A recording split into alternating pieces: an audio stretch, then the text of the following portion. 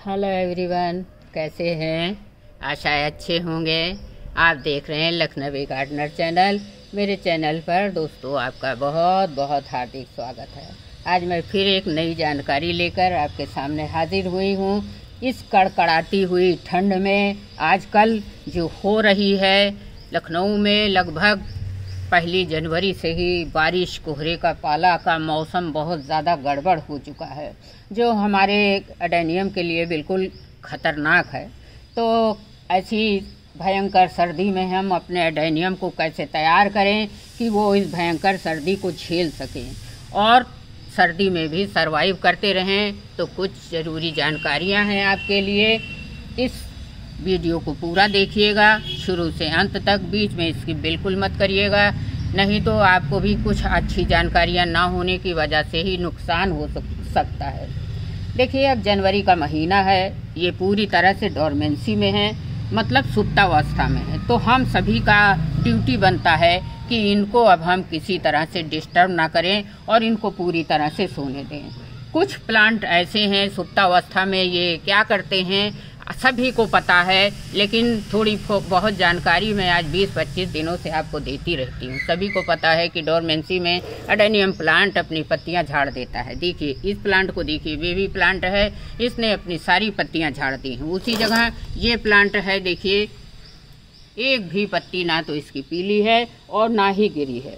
जिन plant की immunity power ज़्यादा strong होती है वो अपनी पत्तियों को नहीं झाड़ पाते हैं। देखिए ऐसा नहीं है, मैं जनवरी के महीने में आपको लाइव दिखा रही हूँ, ऐसा नहीं कि पहले का वीडियो बनाऊँ और दिखाऊँ कोई, तो आज बिल्कुल लाइव दिखा रही हूँ आपको। इस बेबी प्लांट की एक भी पत्तियाँ देखिए बिल्कुल कहीं से भी ना तो सूखी हैं, ना पीली हैं, ना गिरी हैं। और इस प्लांट में देखिए पत्तियाँ गिर भी गई हैं, उसके बावजूद देखिए कलियों का गुच्छा है। इसका मतलब है इसकी भी इम्यूनिटी पावर कमज़ोर नहीं है। पत्तियां गिरा दी हैं ज़रूर इसने, लेकिन कलियां प्रोड्यूस कर रहा है। जनवरी के महीने में भी मैंने बोला था आपको, मेरे प्लांट ब्लूमिंग करते हैं।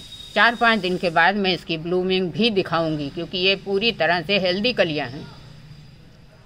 देखिए इस प्लांट में भी कलियां हैं और ये हेल्दी कली है। 5-7 दिन के बाद ये खिल जाएगी, मैं आपको वीडियो दिखाऊंगी ज़रूर।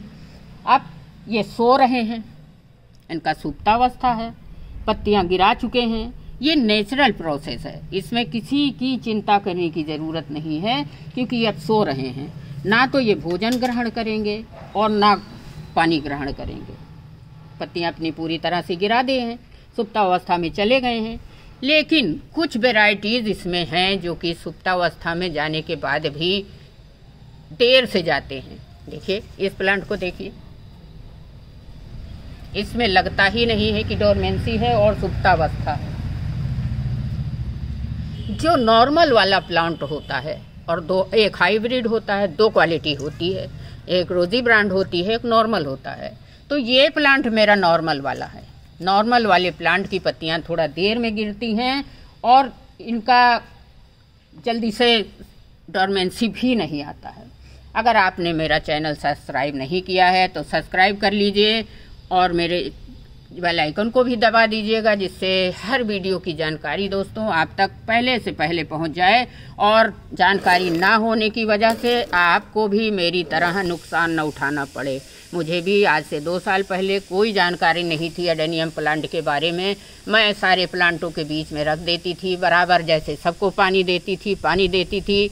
इस प्लांट की तो मेरी अलग कहानी है, और इसको मैंने लालच में ख़रीद लिया और पिछले साल की सर्दी जनवरी के महीने में रिपोर्ट कर दिया। रिपोर्टिंग का नतीजा ये हुआ कि प्लांट पूरी तरह से नीचे से रूट रॉट हो गया और आधा प्लांट सड़ गया था। लेकिन काफ़ी सर्च करने के बाद मुझे पता चला कि एडेनियम प्लांट अगर रूट रॉट हो गया है तो उसका उपचार करके, वहीं से काट करके फंजीसाइड पाउडर का घोल लगा के 1 महीने के लिए अगर सूखा छोड़ देंगे, फिर रिपोर्ट करेंगे। तो इसका वीडियो मैंने डाला है, काफ़ी आप लोगों ने पसंद किया है। तो मैं ये चाहती हूँ कि जो गलती मेरे से हुई आप लोगों से ना हो।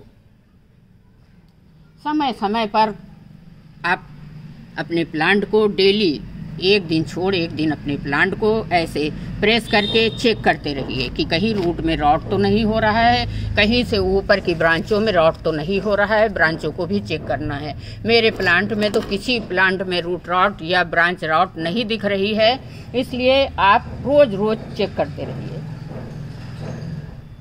अब आपको करना क्या है, जहाँ से जो पत्तियाँ अपने आप से निकल रही हैं, ये देखिए ये अपने आप से निकल गई, इन पत्तियों को आपको हटाना होगा। लेकिन ध्यान रहे कि ज़बरदस्ती आपको पत्ती को नहीं हटाना है। जो पत्ती अपने से निकल रही है उसी को हटाना है, नहीं तो जहाँ से पत्तियाँ निकालेंगे आप वहीं से घाव हो जाएगा, और घाव हो जाएगा तो फिर आपके जहाँ से अगर थोड़ा सा बहुत भी आपको लगे कि हाँ पत्ती खींच गई है, वहाँ तुरंत ही फंजीसाइड पाउडर लगा दीजिए।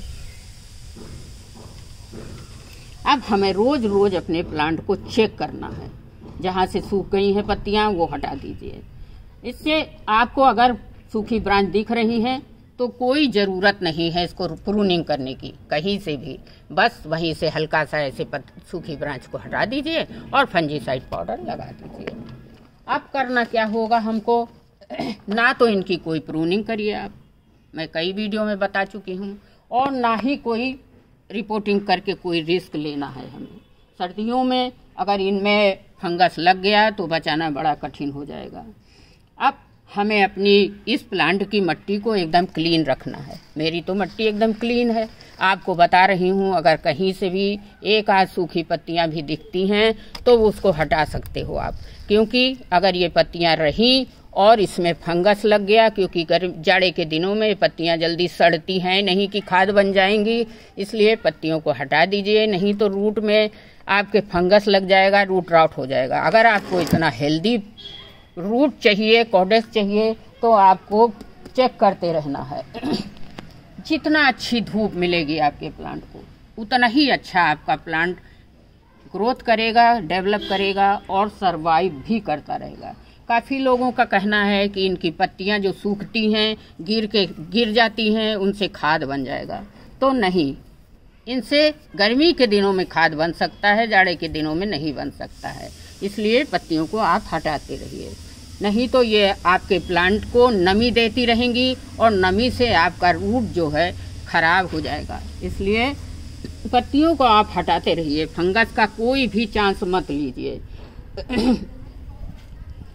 अब आपको करना क्या है, इनकी मिट्टी की गुड़ाई धीरे धीरे किसी बिना नोक वाली चीज़ से, इस समय तो मैं भूल गई, मैंने कई वीडियो में बताया है, मैं चम्मच से स्पून से करती हूँ जिसमें आगे धार नहीं होती है, और उससे करिए, थोड़ी हवा बैठ जाती रहेगी। सर्दी के दिनों में जो धूप आएगी तो इसकी जड़ों को धूप भी मिलती रहेगी, एयर सर्कुलेशन बना रहेगा। एक सन लविंग प्लांट है। अब अगर आपको दिखे कि हाँ मेरी मिट्टी इतनी ड्राई है, इतनी ड्राई होने के बाद भी 2-3 इंच के नीचे चेक कर लीजिए। अगर आपको लगता है कि मिट्टी नम है तो पानी बिल्कुल मत दीजिए, 20-25 दिन के अंतराल में ही आप पानी दीजिए, क्योंकि इसमें मॉइस्चर बना रहता है जो हमारे जड़ों के लिए बहुत काफ़ी होता है, और ऊपर से ये अपनी कॉडेक्स में बहुत सारा पानी स्टोर रखता है।